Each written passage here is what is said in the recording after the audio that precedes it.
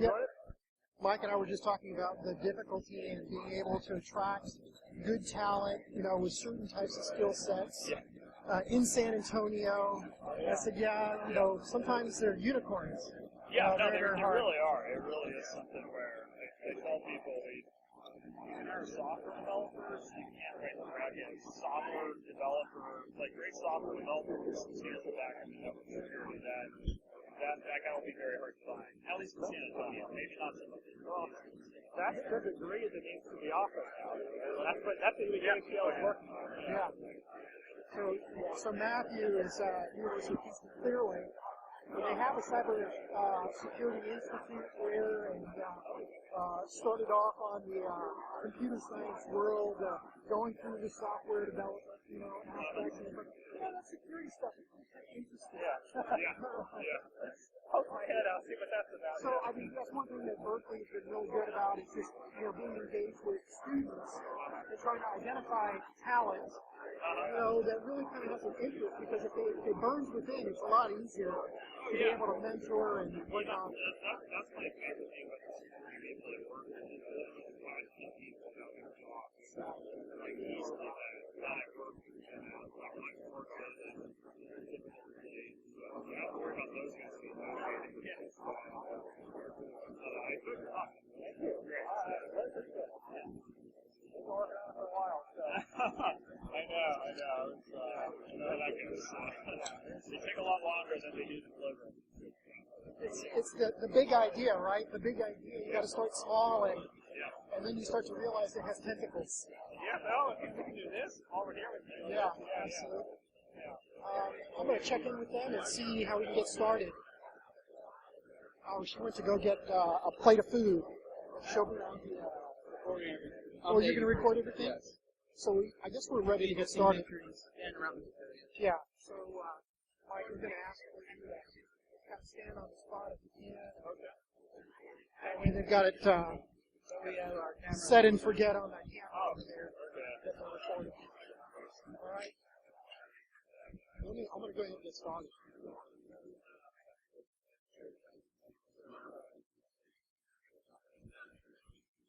Hey, good afternoon, everybody.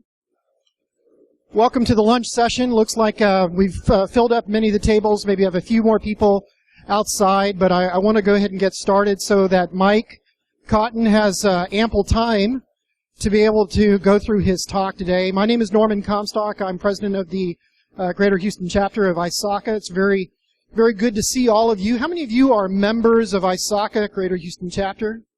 Okay, and all of you who did not raise your hand, I hope it's because you had the fork in your hand.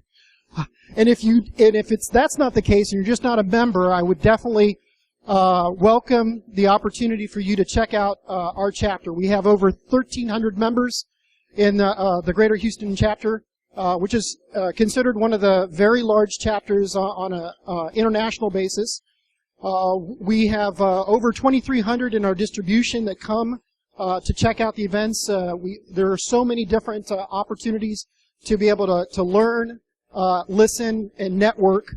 And so we certainly welcome you to come out to our events. Third Thursday of every month, HouSecConHouston.org. So now it's my pleasure, actually, to introduce Mike Cotton, who serves as the Vice President of Research and Development for Digital Defense.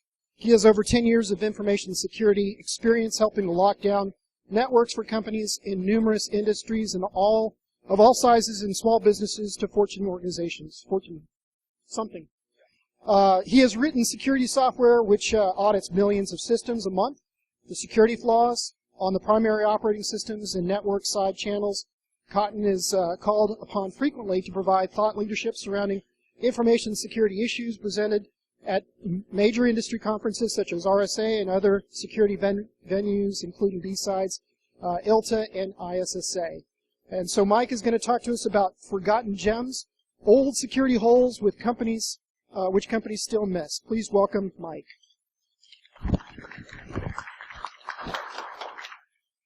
Okay, thank you. One of the challenges in security, and most of the people in this room know this, is, new flaws come out, day to day, the hype cycle builds, you scramble to catch them, but your total attack surface is always in aggregate. It always includes all the new stuff, all the old stuff, things that are inside compliance with best practices, things that are maybe non-traditional tactics, but they'll still get the job done. And so when I started putting this kind of talk together, it was really based on the fact that when I first got into security, I started working with a lot of penetration testers. My personal focus is more on vulnerability scanning technology and assessment engines and checks, things like that. And a lot of people in this room are familiar with that technology. But when a new flaw would come out, I'd always go over to our penetration test teams, who do perform consulting services, and I'd say, hey, this new vector came out. Are you guys using this? Are you, is it useful in your engagements? And more often than not, the response was no. It's actually, we don't need that stuff. We're just using the same tactics we always use. They're still effective, Every now and then, with something like Heartbleed comes out and domain or password, usernames and passwords are leaking onto public IP space, yeah, that is highly useful. But one of the things that I noticed is that there still seems to be a lot of for things like spear phishing, other sorts of kind of core tactics, there's still a lot of confusion over how widely available certain vectors are, and I wanted to come here and talk about that today. Typically this talk has, a couple parts. I talk about, kind of going through the data breach cycle. You talk about original entry point. You talk about payloads. You talk about lateral movement.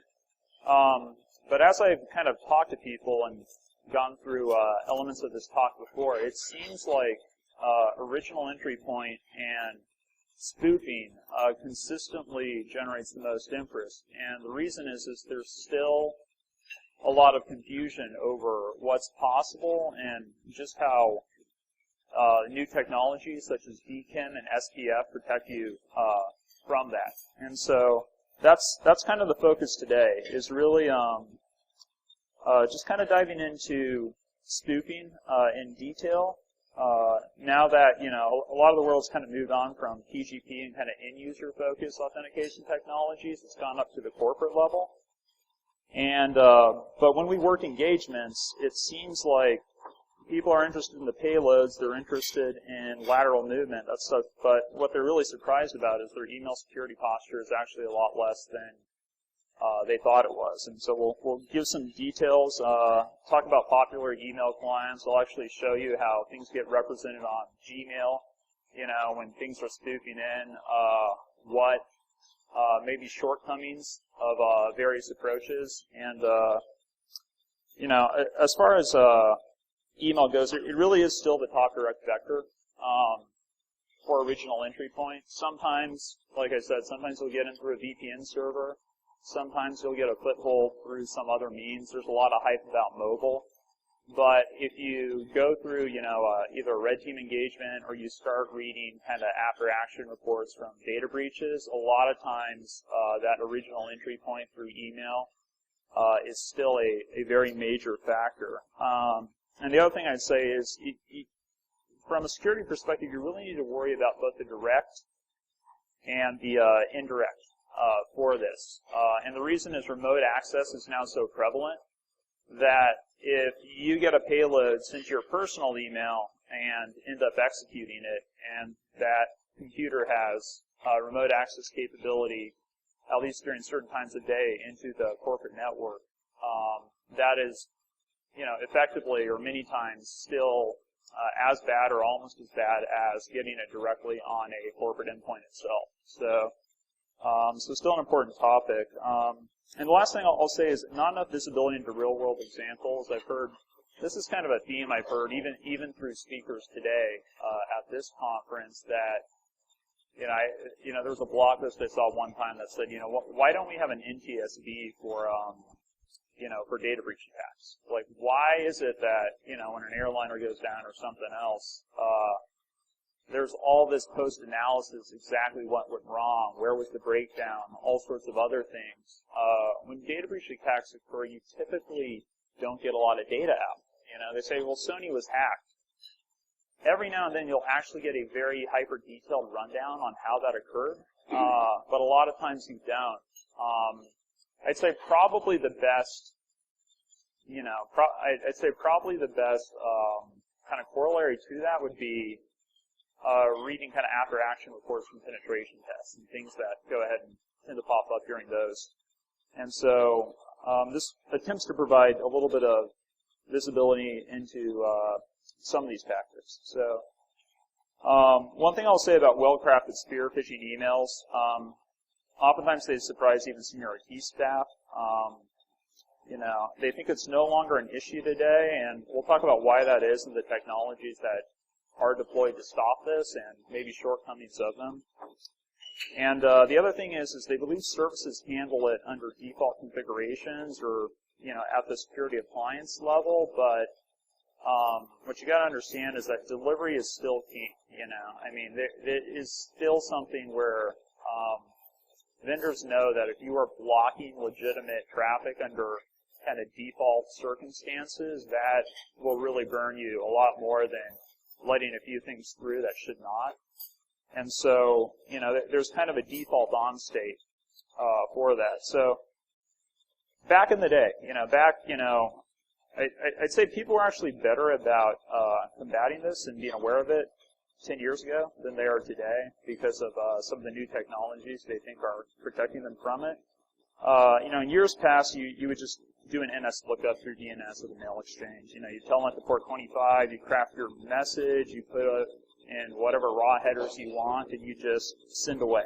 You didn't need an email client. You can just use, kind of the TCP capabilities of Telnet or Netcat or whatever else.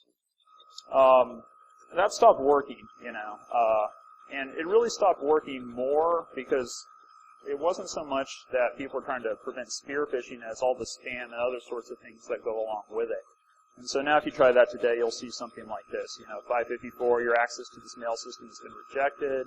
A lot of times you won't be able to go ahead and connect directly due to reputation and MTA kind of whitelist, blacklist. And so, that's no longer effective. Classic protection mechanism too, before we start talking about the new stuff, back in the day was PGP. That was really the mechanism that people deployed. And really great technology and tried to do, check all the big boxes. You get encryption, you get digital signatures, great compatibility standard, still used today. In fact, I actually think that technology is more useful for kind of core systems, interactions and verification than it is for email. But the challenge with it is it offloaded a substantial burden onto the end user at the corporate level. And just out of curiosity, this is kind of a security credit. How many people still use PGP? Can I see a show of hands? So it's still, if you look around, it's still, even in a security crowd, it's really light. It really has not kind of made its way through. And nothing against PGP and GPG, great technology, but corporations realize that the challenges of key distribution, of having kind of expert users, generating new keys in the event that they had some kind of a loss. It was just you were offloading too much burden onto the end user. People wanted to up at the infrastructure level. They wanted the same protections. They wanted encryption. They wanted authenticity, and integrity verification, but they looked to other things to go ahead and do that. So, go to the next slide here. What they really went to is a combination of things. For encryption, people started requiring start TTLS support, which is essentially, if I'm sending across public segments, let's make sure that everything's wrapped in a SSL protocol. That's important. It checks the encryption box. Not so important for a spoofing scenario because it's just transport level. But it is, kind of how people have generally attempted to check that box. For signatures and combating spoofing, they went to two different things. One was a DKIM, which is called Domain Keys Identified by Mail, and SPF records. Now, Domain Key DKIM is really, what both these do is they're both similar. They kind of try to check boxes with different techniques, though. DKIM puts a public key up in the DNS server of a corporation. That way, in the event that a mail message is mailed out from the corporation, that public key can be retrieved and used to verify that that message did in fact come from a email server, which is allowed to go ahead and send authenticated messages. With SPF, similar, but instead they basically said, look, if it's not originating from these IP address ranges, don't trust it. It's something that's a problem. Wouldn't necessarily go into that. The way this often shows up, like in an email client, is if you click into that little box, you'll see mailed by. That's SPF at work. And then the signed by, that is DKIM at work. This is kind of a classic Google case. Now, there's problems with these technologies. In fact, when I was first working on this talk, I actually thought that the default case would be quite a bit stronger when I was running tests with either clients or kind of working on various aspects of this talk. I actually thought a lot of it would have to do with DKIM key cracking. And the reason is in 2013, there was a guy named Zach Harris, a mathematician up in Pennsylvania, and he basically discovered that Google in particular, along with a lot of other major players, were using 512-bit RSA keys still to do their DKIM signing. And the reason that's important is 512-bit RSA keys are very, very crackable. I think, they were probably first cracked in the 98 time frame in terms of computer hardware. Back in that time frame, that's like up at the nation state level or something like that. These days, that's actually down to 24 to 48 hours on modern hardware. I asked a couple of my friends to check this out, and they basically said it's about $150 of Amazon EC2 time if you want to crack that key. And once you crack it, that gives you access to go ahead and send signed mail, not just for a particular user, as you would in the PGP case. You actually get to send signed mail for the entire corporation. Anytime that Google has a security flaw, Google's so good at stuff like this that anytime it's a Google flaw, you got to pay attention because it typically means that everybody else has that flaw and then some. And so you've got to really say, okay, now I've got to audit for this as well. When we do vulnerability assessment, a lot of times people are used to checking boxes on vulnerabilities, but a lot of times emails and email relays, because they don't typically show up as a unique IP address, or maybe you have to do special things to access them. A lot of times they're unaware, or at least previously unaware of the knowledge of, things like it. What is the key length of the DKIM key I'm sending out? Can people just crack that and start sending authenticated messages around the internet? But as we did more experiments, we found out that it really is something where most clients, even with email security options configured, they verify it, but they're not handling it properly. Kind of as you go through. Things work their way through the security chain. What they're really using is things like MPA.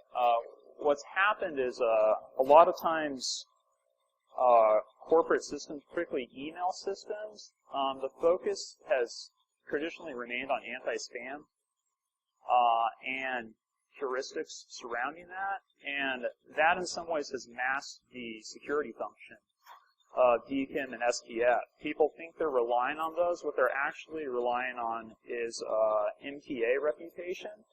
Like, who's talking to me? Are they a spammer? Things like that. Blacklist, whitelist. And what they're not looking at is the actual authenticity information and properly filtering it. So, in order to run some tests, went ahead and actually said, okay, well, how do we go ahead and come from really good reputation, MPA? And that's really easy these days because virtual private servers abound. they're so cheap. You roll up to any name registrar, any major hosting company, $20 a month, and you've got yourself a virtual private server. And the great thing about those is they will send out through a mail relay that is essentially unfilterable because, you know, in some cases 100,000 domains send out through those relays as well. You know, they can't really go on a blacklist. You can't really filter them down to a particular domain effectively because everything goes through there. You would go ahead and knock out all kinds of deliverables. And, you know, the great thing about VPS, too, it's totally anonymous. You know, you can go ahead and pay in Bitcoin if you want to at several registrars. It gives you fine-grained control over output. And it really takes MTA reputation completely out of the mix. So, you know, using Gmail as an example, and the reason I use Gmail is there's lots of different mail clients, and there's lots of different corporations. A lot of companies have now switched to Google Business, Gmail for Google Business. A lot of end users actually use Gmail as well for their personal email accounts. So in the event that, you know, someone's going ahead and trying to fool you or target you, saying, well, how does Gmail handle this? It's something you really want to know. Now, good news about Gmail is in the event that you try to spoof, even with really good MTA from outside of Gmail, they'll tell you about it. You know, they'll say, okay, you're coming from outside of Gmail, you're pretending to be inside, and look, the interesting thing is they still deliver it. They just put this big nasty warning message at the top, and that's a pretty good warning message. I mean, that's something that will alert people. They'll say, okay, this is not something I'm necessarily going to trust. Maybe send me an attachment. I'm not going to go ahead and go in. This actually is the regular folder. It actually goes to the regular folder, surprisingly enough. So it does pop up the nasty warning message, but it is regular folder. No, that's a great question. I'll talk about folders more in a second. You know, downside of Gmail though, and I actually saw this with Outlook Web Access as well, is even if your DKIM records are perfect, like we're going to look at bankofamerica.com because, you know, it's something you would really want to get DKIM records for. And nothing against our IT staff, they checked all the boxes. You know, they've got, if you look it up, you know, in some sort of a record validation service, they checked all the boxes. They got all their SPF syntax correct. They got their DKIM keys correct. Everything's valid. They're ready to roll, ready to ensure they don't get spoofed. But when you go ahead and you actually send in from a major MTA, no warning. You know, you actually go ahead, everything sails through. You can be supported at bankofamerica.com. You could be anyone from bankofamerica.com. So despite, you know, DKIM and SPF, not only does it deliver to the default folder, you don't even get this, the warning message, you know. So even though it's supposed to be handled, now if you drill into that little white box, which no one ever does, you would expect to see mailed by in red, you know, saying, okay, well, there was an SPF violation here. You'd expect to see signed by, maybe in red, saying we couldn't verify the signature. You actually don't even see that. It just drops those two fields. And it just says, this is who it's from, this is who it's to, this is the date. And, yep.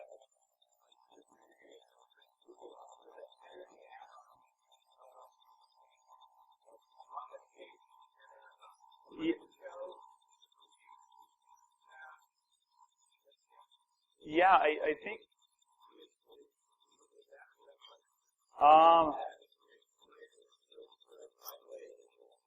if you actually go all the way into the details, which is not visible by default, it will show you. It doesn't necessarily flag as a violation. It just says this is what I could go ahead and verify. So it seems to be default.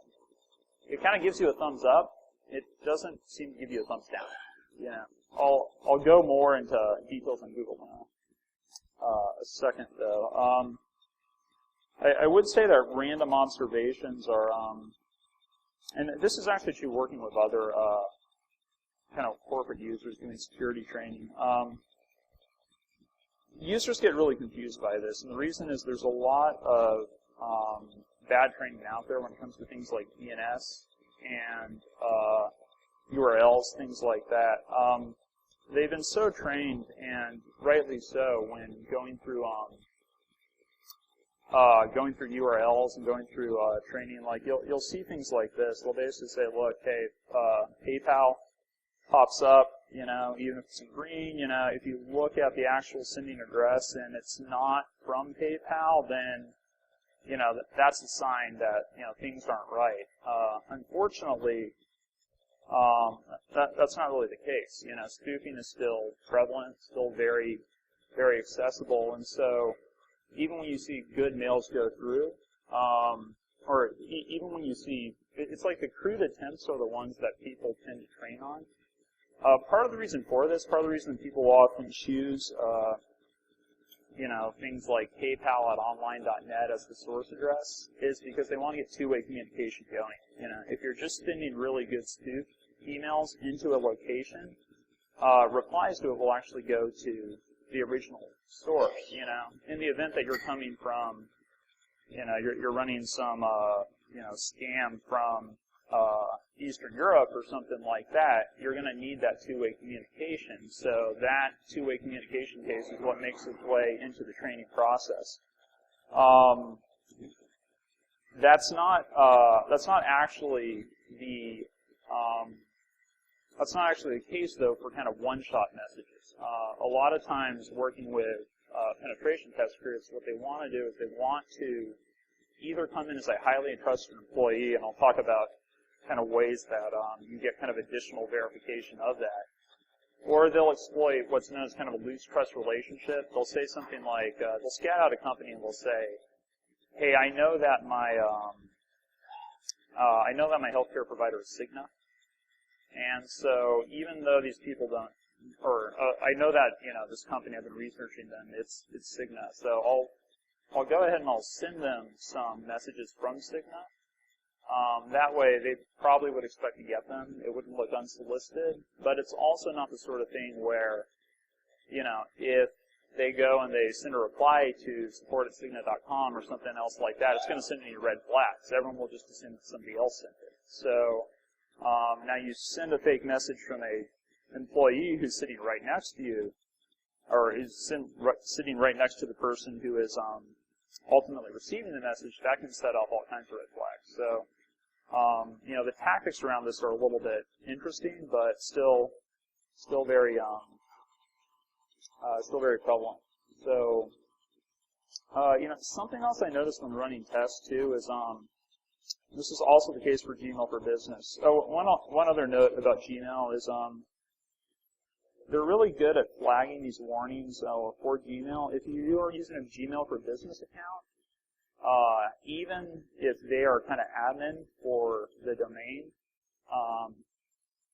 you're not going to see this warning, or at least in the experiments I did. So even though Google for Business was saying, hey, we're hosting on this, we're running all our email through it, messages coming from outside the domain were not flagged as suspicious, I believe there is additional DKIM setup you can do to do that. It just is not the default. So, and that tends to surprise people as well. Next thing I want to talk about is profile photos. When you're sending spoof messages in, you actually get kind of the benefits of the nice profile photos that go along with these apps and these services. So a lot of people now, when you get a message from somebody, you hover over and you'll see something like this. You'll see who sent me this. It's this guy. I know him. He's a friend of mine. Those don't travel with the email message. They sit in the address book, and they are pulled up, based on a email corresponding with your address book. And as a result, you get kind of even more feeling of authenticity when these messages are going in. There's no signing around that face popping up or that picture popping up, and so that gives a lot more of a authenticity feel to people. In fact, when I was originally running experiments with people, they kept saying, it's really amazing that you were able to figure out exactly what my profile photo was and send it in. It looks very authentic. I actually didn't know what they were talking about. I was like, did I do that? And that's really what it turned out to be was, it's just default system settings actually working to go ahead and add authenticity to the email, these spoofing tests. So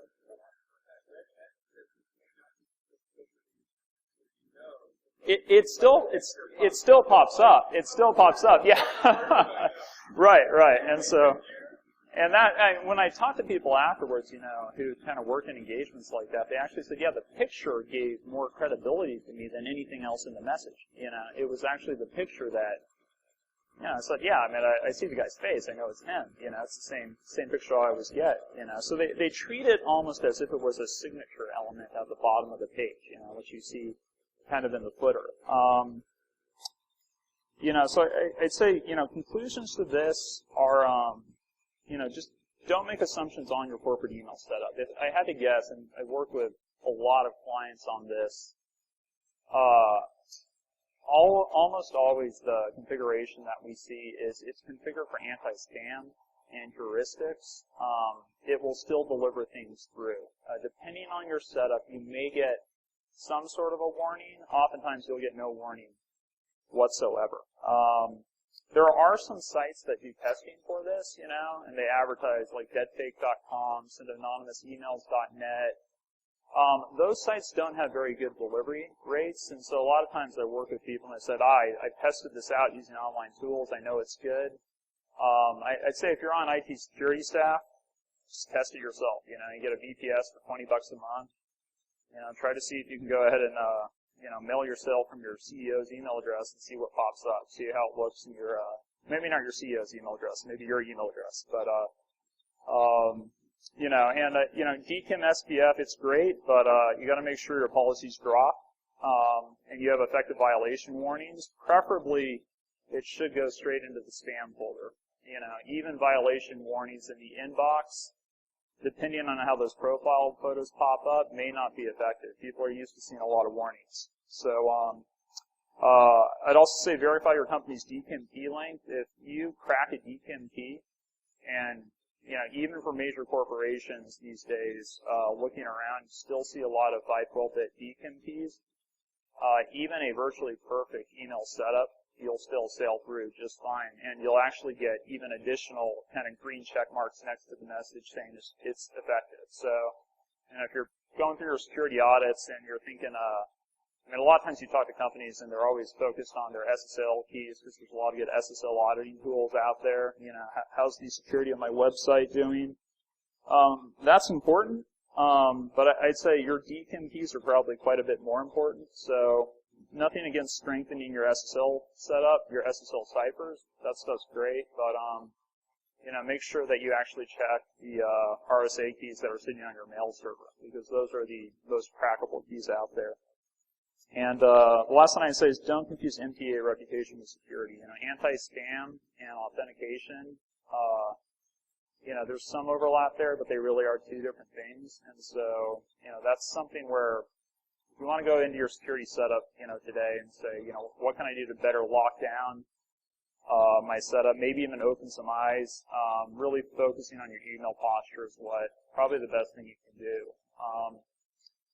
About 6 months ago when I started running experiments like this, working in tandem with pen testers, one thing that really opened our eyes is I always said, if someone's a really good penetration tester, you can't really target them with spear phishing emails. It's too difficult. They're too well educated. You won't ever really get a hit off of that. You might get IT security staff. Maybe then, you go into other parts of the organization. It's tougher and tougher. With tactics like this, I actually have seen pen testers get actually compromised, which is not something I expected. So it really does have an impact. I would say, if you're interested in this, go ahead and shoot me an email. I won't send you any fake emails, unless you want me to. But I can go ahead and actually run you through, hey, if you want to go ahead and try this out yourself, here's how you do it. And like I said, this is something where, as we've done security audits with companies, this is probably the one thing that drops jaws more than most of the other vulnerabilities and other sorts of things that we flag on there. It's just high element of surprise. So, Any questions?